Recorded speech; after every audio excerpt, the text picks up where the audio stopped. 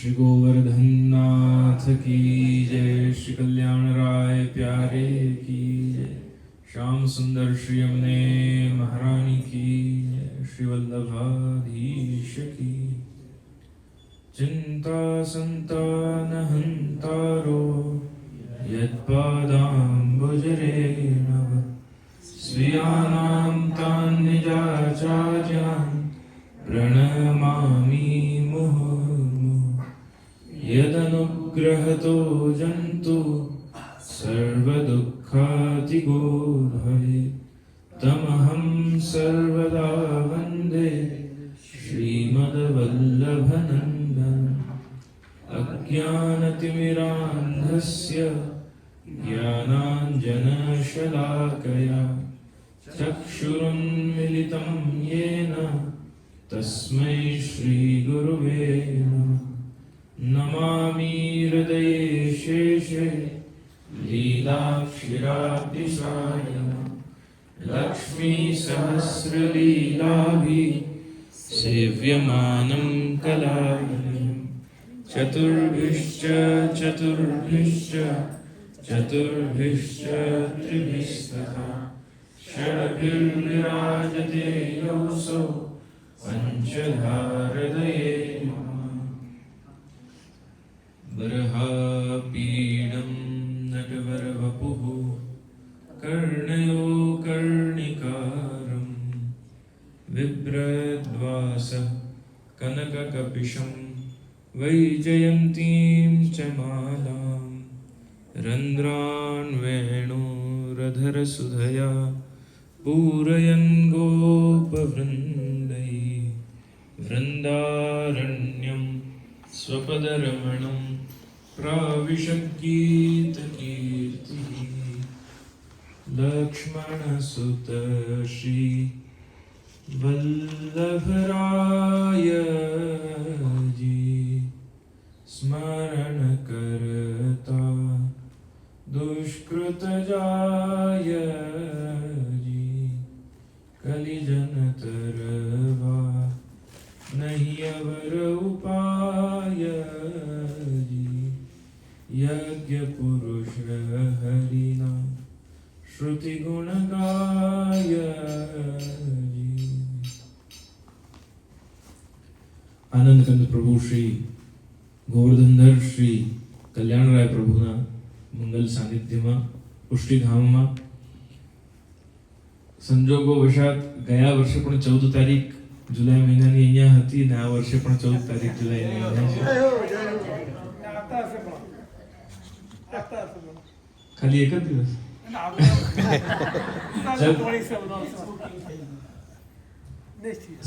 સંજોગો વશાત એ જ તારીખે પાછું પુષ્ટિધામમાં એક વર્ષ પછી સત્સંગનો અવસર મળી રહ્યો છે। ત્યારે ઠાકોરજીની બિરાજમાન પ્રભુની મહદ કૃપાથી 4 દિવસ ઓર્લેન્ડોના સત્સંગમાં ખૂબ ઘણા બધા વૈષ્ણવોએ આસ્વાદન લીધો, આનંદ લીધો અને ભગવત લીલા અને ભગવત પ્રિયતાનો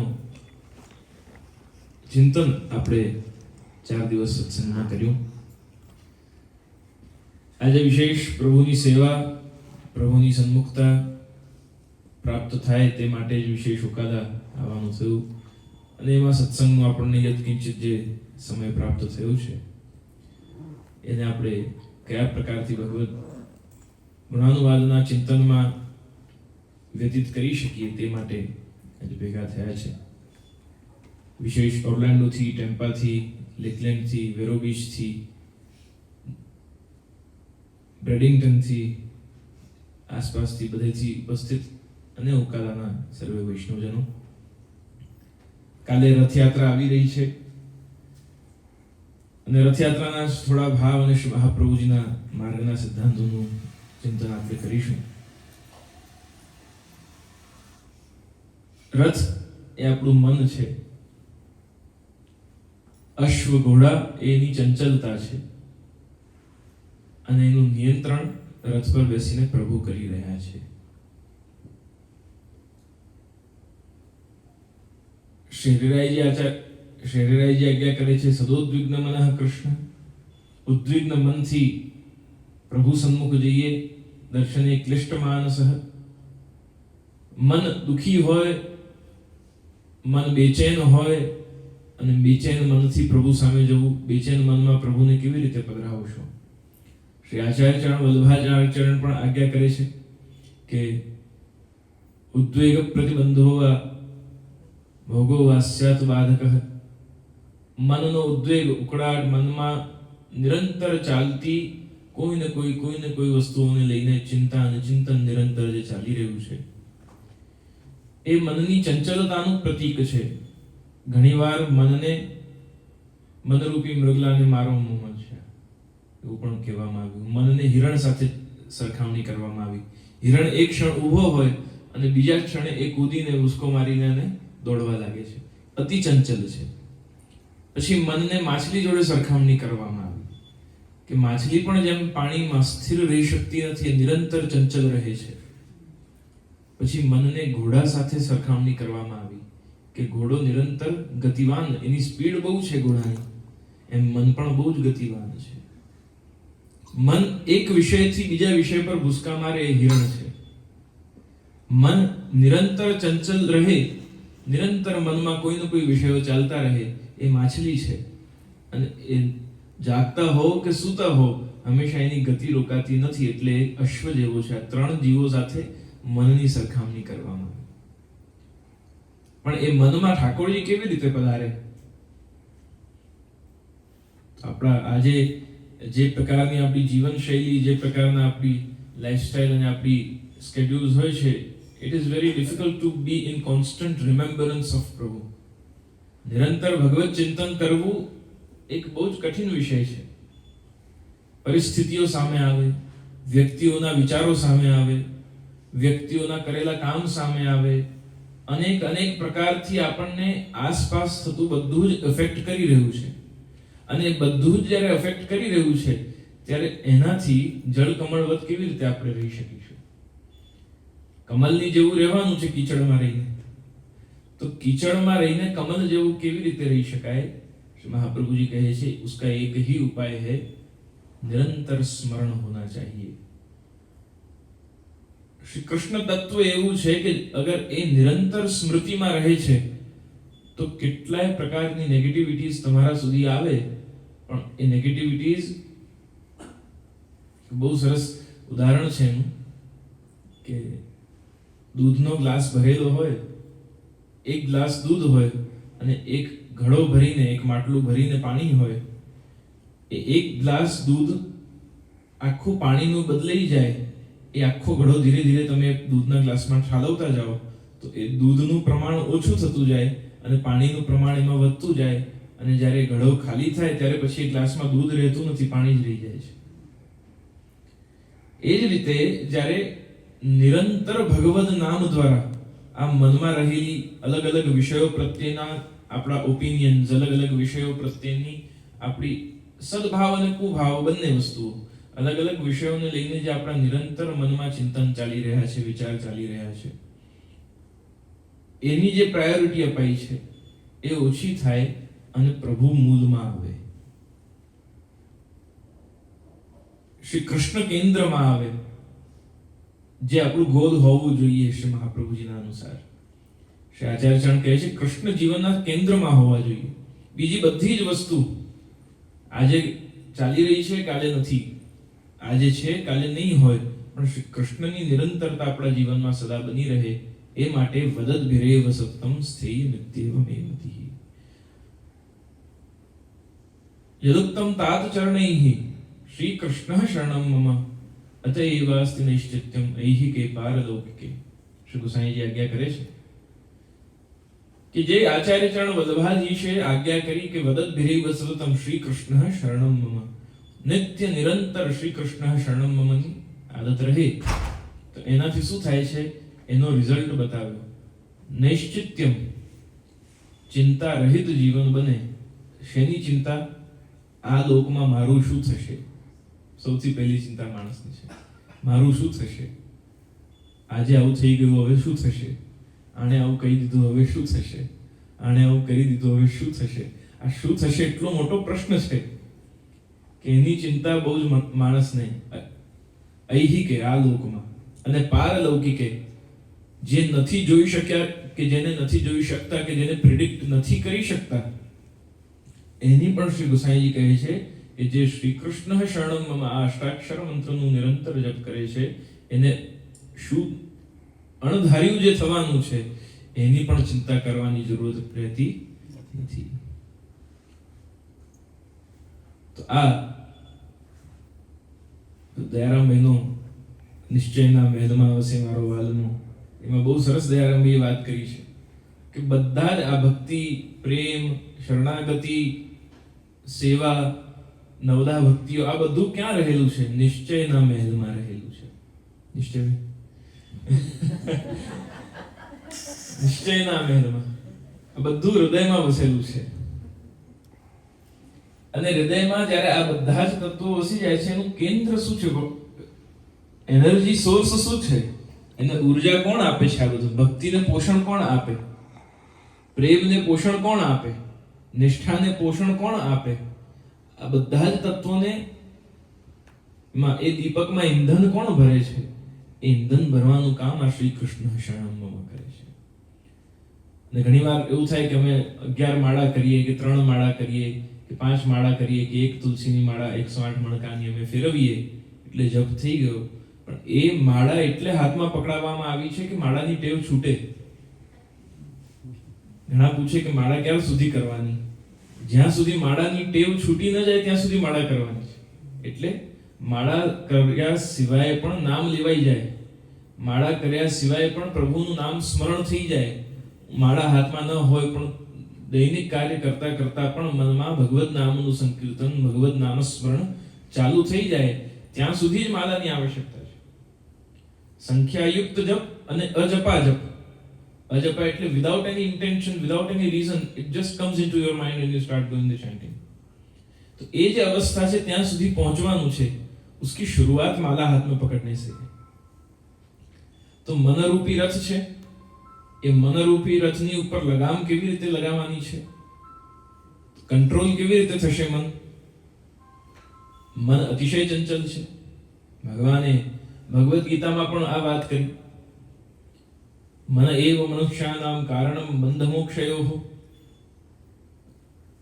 બંધન અને મુક્તિ બંને વસ્તુનું કારણ મનથી અગર તમે પોતાનો કોઈને માની લો તો એ બંધન છે, અને મનથી જ એને કહો કે આ મારો નથી, આ તો પારકો છે, તો મુક્તિ થઈ ગઈ. મનથી જ બંધાયું અને મનથી જ છૂટી ગયું. તો મુક્તિનું મહાપ્રભુજી કહે છે કે સંસારમાં મુક્તિ નામનું આ જે તત્વ છે એ મન સાથે જોડાયેલું છે. મનથી જ વ્યક્તિ બંધાય છે અને મનથી જ વ્યક્તિ મુક્ત થાય છે. તો એ મનની લગામ કોને સોંપવાની છે? એ મનની લગામ પ્રભુને સોંપવાની છે, શ્રી કૃષ્ણને સોંપવાની છે.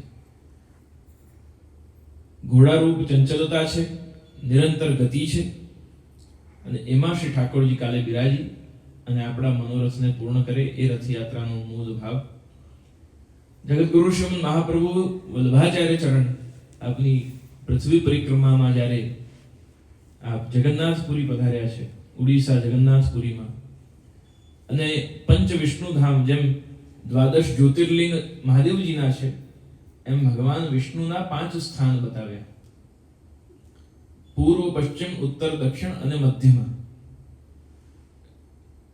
દ્વારિકાનાથ ઉત્તરમાં,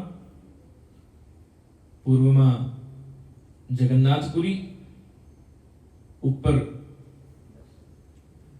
બદ્રીનાથ, નીચે દક્ષિણ ભારતમાં સાઉથમાં શ્રી રંગનાથ એટલે બાલાજી, અને મધ્યમાં શ્રીનાથ.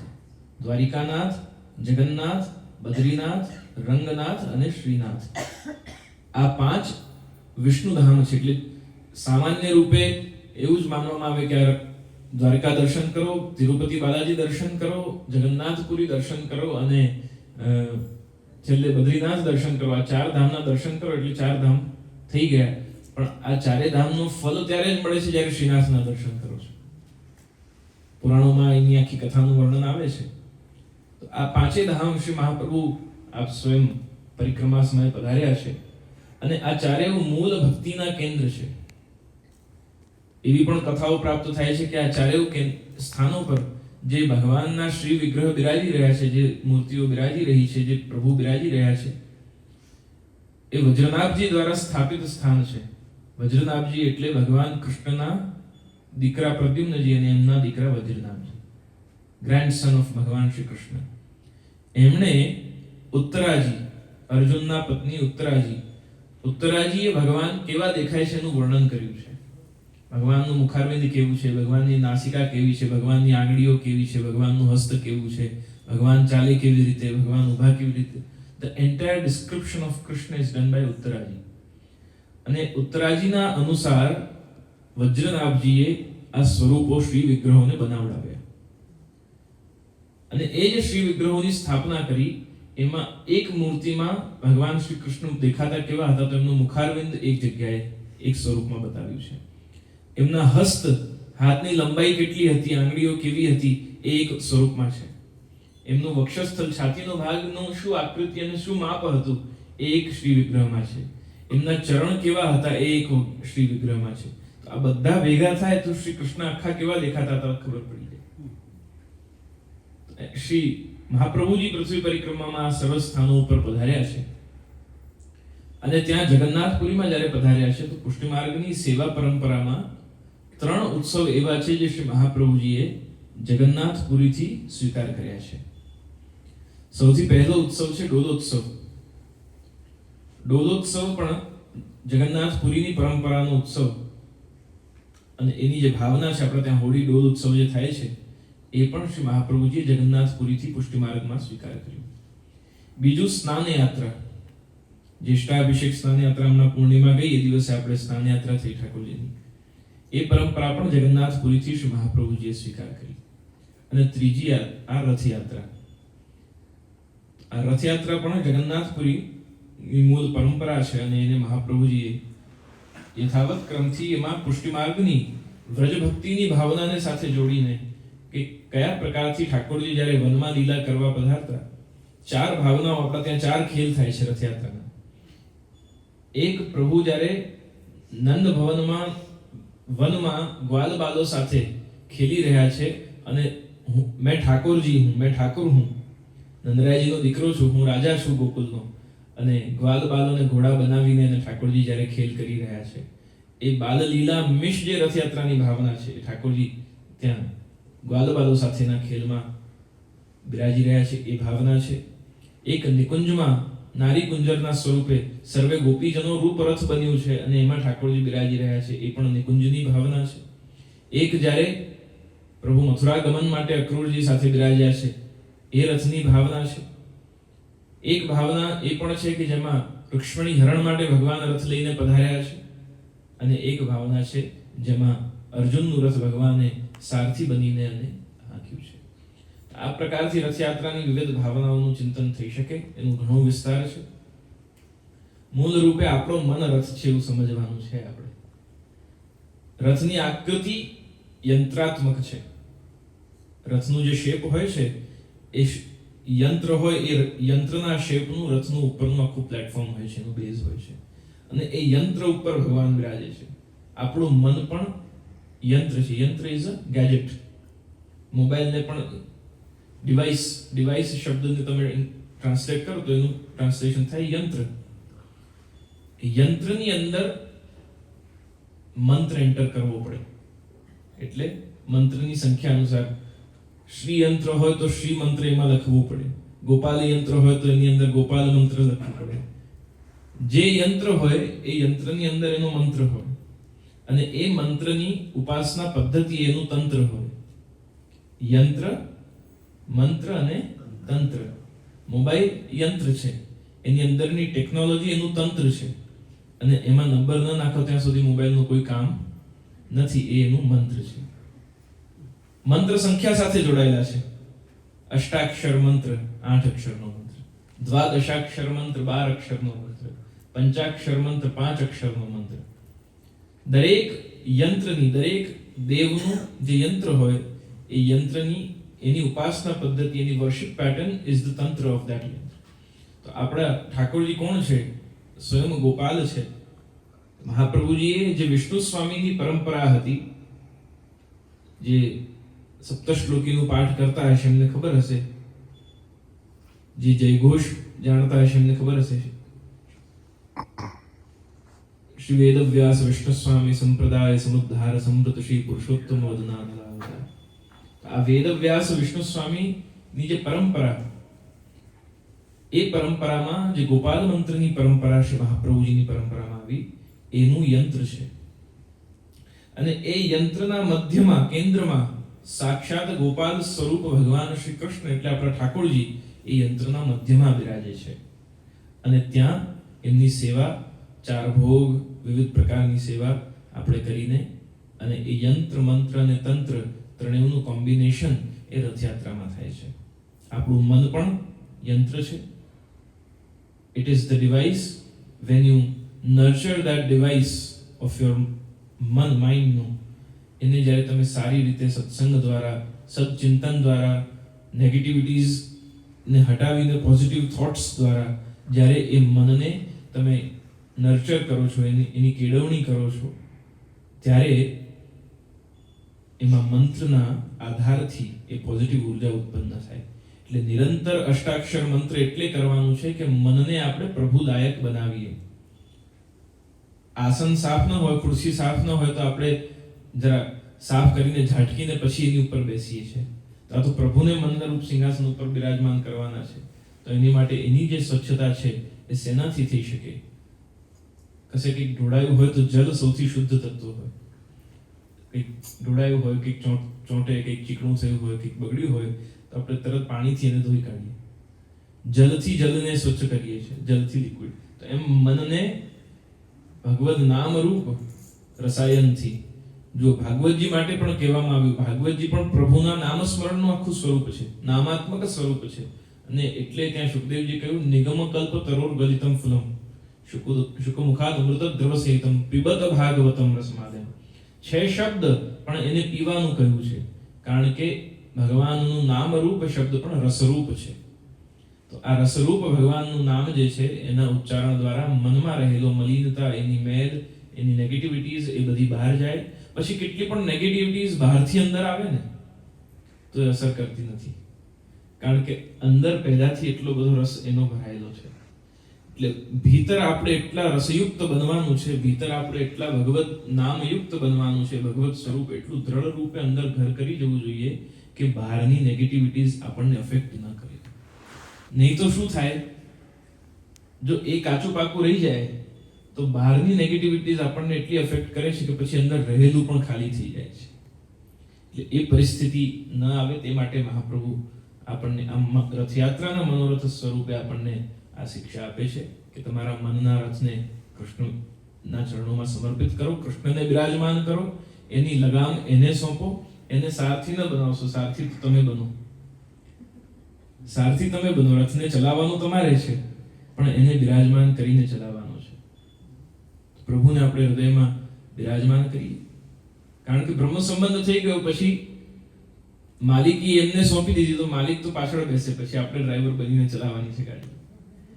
એટલે હું પ્રભુ આપનો સારથી બનું, પણ ક્યાં જવાનું છે તો આપે જ બતાવવાનું છે. માલિક બનીને ડેસ્ટિનેશન આપે જ બતાવવાની છે. હું તો કેવલ આપનો ડ્રાઈવર છું. એવા ભાવથી પ્રભુ આપ મારા મનને બુદ્ધિ પ્રેરક કૃષ્ણસ્ય પાદ પદ્મમ પ્રસીદતુ ધાના સમર્થ જીવાનામ અસ્માકમ સર્વદા સ્મૃતઃ. આપણી બુદ્ધિને પ્રેરણા કરે કે ક્યાં જવાનું, ક્યાં નહીં જવાનું, શું કરવાનું, શું નહીં કરવાનું. પ્રભુના સુખનો નિરંતર વિચાર કરીને ભગવદ નામમય આપણે બનીને અને મનના રથમાં પ્રભુને પધરાવીએ. એવા ભાવોથી વિશિષ્ટ સત્સંગનો વિસ્તાર કરવાની કોઈ આજે ભાવ નથી.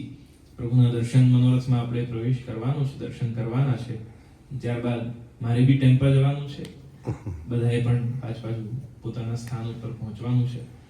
શ્રીધામમાં બિરાજતા પ્રભુ શ્રી ગોવર્ધનધર અને શ્રી કલ્યાણરાય પ્રભુની સન્મુખતા, સેવા અને આપની પ્રસન્નતા સદા આપણી ઉપર બની રહે એવી ભાવનાથી પ્રભુને વિનંતી કરીએ અને આપણે પુનઃ પાછા સત્સંગમાં ફરી એકત્રિત થઈશું.